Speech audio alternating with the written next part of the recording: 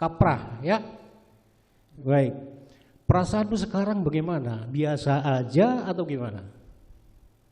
Perasaan terkait keadaan saya sekarang yang mulia? Kami ingin tahu bagaimana perasaanmu sekarang. Saya merasa sedih atas semua yang saya alami yang mulia. Hanya sedih. Siap yang mulia. Nah, selain itu, selain merasa sedih, ya saya tidak menyangka kalau saya akan mengalami hal yang seperti ini yang mulia. Kamu tidak ada merasa bersalah apa tidak? Saya menyesali kenapa Jangan, pertanyaan saya jadi jawab ya.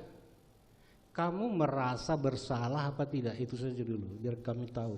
Mohon izin yang mulia, bersalah atas apanya yang mulia? Atas kejadian ini, ada perasaan bersalah enggak? Enggak. Kalau dibilang bersalah, saya lebih menyampaikan kalau menyesali kejadian seperti menyesali ini. Ya, iya, gitu ya. Iya yang mulia.